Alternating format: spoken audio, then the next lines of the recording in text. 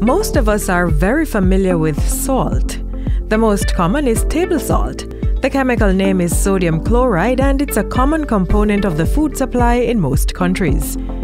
There are several other sources of salt, including monosodium glutamate or MSG as it's commonly known, and sodium bicarbonate or baking soda. Salt is commonly used to flavor food and is used as a binder, stabilizer, as well as preservative.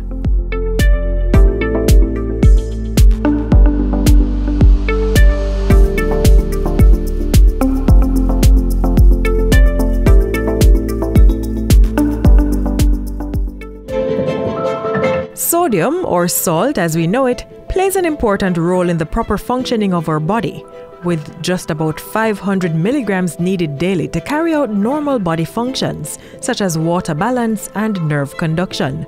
However, most of us are consuming much more than is needed. Global estimates suggest that persons consume between 9 to 12 grams of salt per day, which is 1.5 to 2 times the recommended intake level.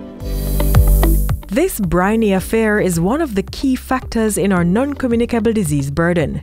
In simple terms, our overconsumption of this nutrient is contributing to the development of several diseases. When we look at the heart and cardiovascular system, increased salt intake is associated with high blood pressure, with ischemic heart disease, with hypertensive heart disease, as well as heart failure. For the brain, it's associated with stroke, as well as dementia. For the kidneys, with chronic kidney disease and renal stones.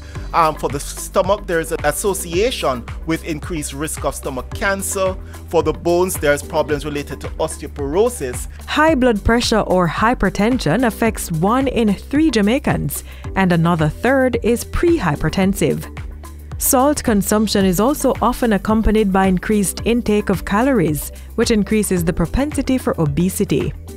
Given that the entire population is at risk of NCDs, given the significant impact and the burden of NCDs, it's imperative that there is sustained action to mitigate the effects of salt consumption. In 2021, the Ministry of Health and Wellness launched the Jamaica Salt Consumption Knowledge, Attitudes and Practice Jamaica Salt CAP Study. It was designed to provide local baseline data for strengthening strategies to eliminate overconsumption of salt within the population. The ministry is partnering with the National Non-Communicable Disease Committee, the National Health Fund, and the University of the West Indies on the study. One important aspect of addressing the health concerns of any population is through research.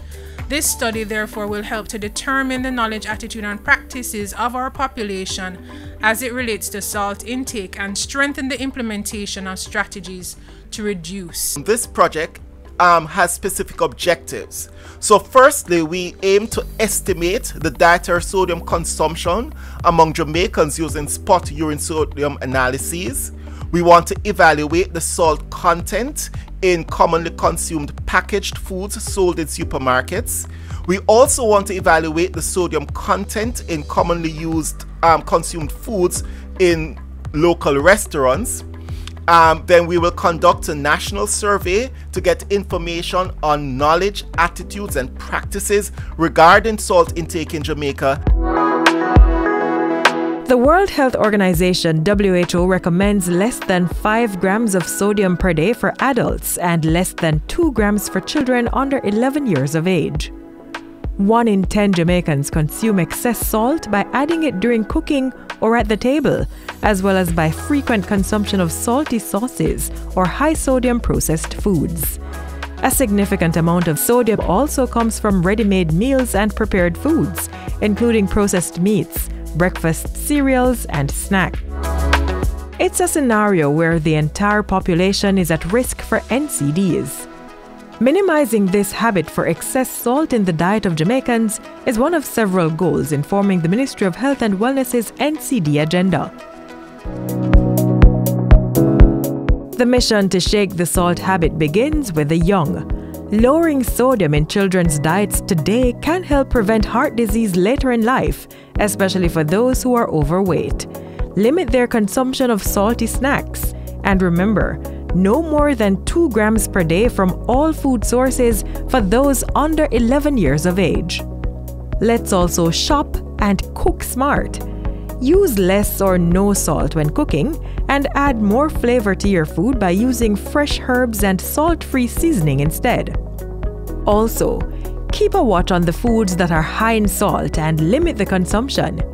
Take the time to carefully read the nutrition labels on food products to determine those providing the healthier options, and be mindful of the portion size you consume. Also, seek out recipes for healthy, tasty meals that can be prepared with little or no salt. Jamaica is a signatory to the United Nations International Covenant on Economic, Social and Cultural Rights, which recognizes the right of everyone to the highest standard of health.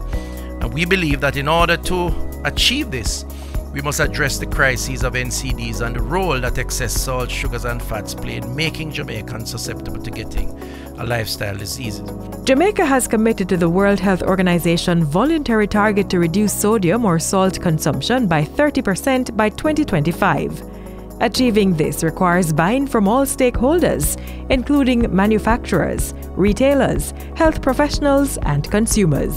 So we have a duty to ensure that Jamaicans are aware of the harmful effects of unhealthy diets and have access to important nutritional information, which will allow them to make healthier food choices. It has to be tackled initially from the prevention perspective, and the core of that is consumer information, and then policies that encourage or nudges health-seeking behavior.